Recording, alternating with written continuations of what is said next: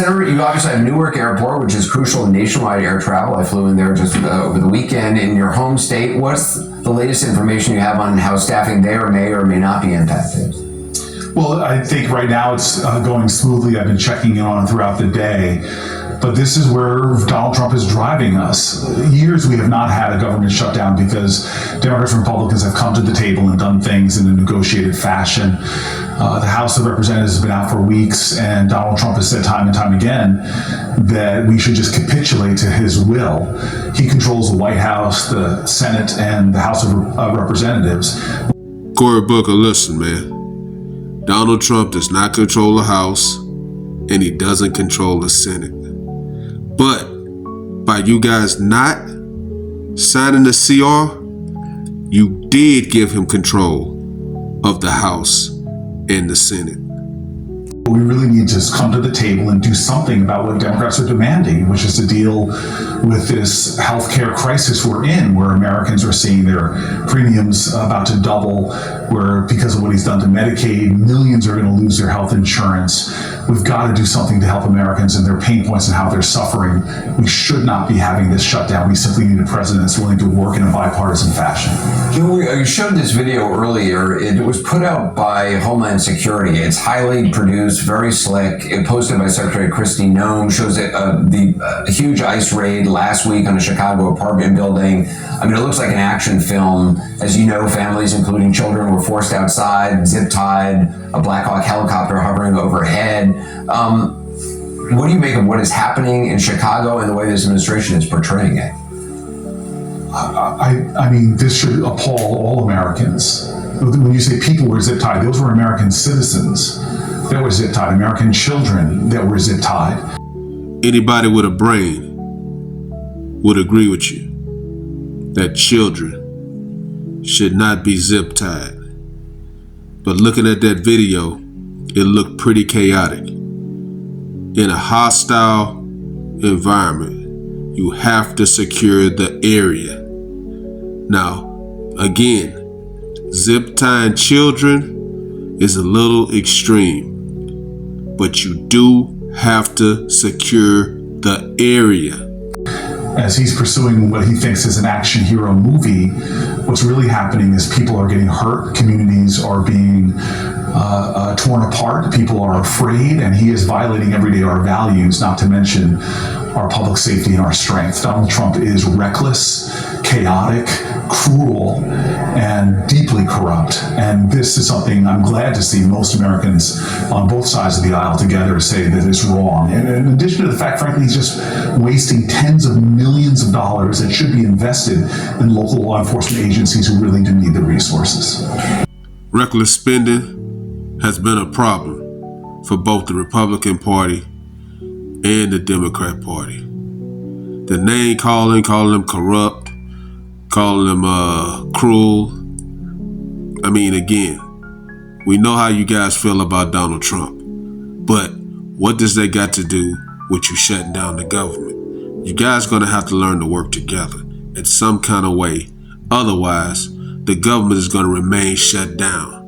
Do you think this is an attempt to kind of normalize, federal troops on the ground in major American cities? I remember the first time I got a chance to travel overseas and being stunned at countries that were not sharing our values, not sort of democracies, that had military people on streets with large arms and weapons and saying, thank God that's not America. Well, now we're seeing things happen in our country that I never imagined, from masked people jumping out of unmarked cars with no insignia showing whatsoever, dragging people off from churches and from court appearances.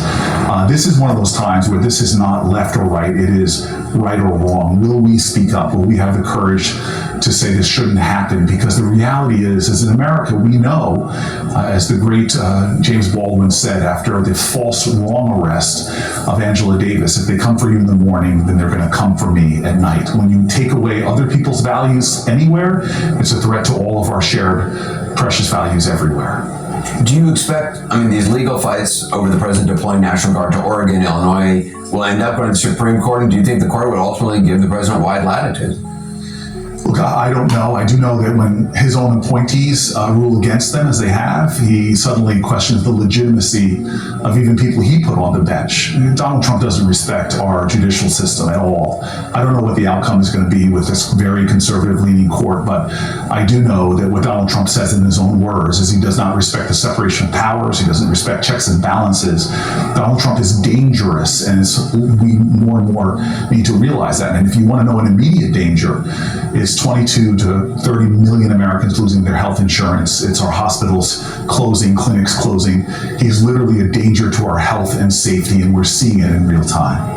What do you say to people in this country, who I'm sure you hear from every day, who feel demoralized, who feel like they don't recognize the some of their neighbors or are concerned with the way things are going and feel demoralized? Yeah, I think American history is a perpetual testimony to very dark and difficult times, us finding a way forward. American history is a celebration of us achieving impossible things against impossible odds. Suffragists were demoralized, union organizers were demoralized, civil rights activists were demoralized. God, they were demoralized after what happened at Stonewall. We are a country whose story is people in the midst of despair choosing to be agents of hope by their willingness to stand up. Donald Trump is a dark force in our country, but he cannot diminish our light, and our strength of our light is even magnified and multiplied when more of us come together. Remember what King said in a demoralizing time during the civil rights movement. He said, what we're going to have to repent for is not the vitriolic words and violent actions of the bad people.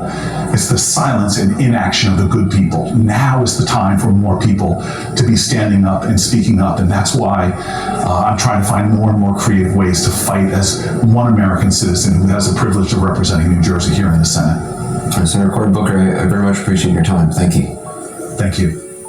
I have no idea what that guy just said, but I did hear him say Donald Trump is evil, he's dark, he's dangerous. This is the kind of rhetoric that caused this man to have 2 assassination attempts on his life.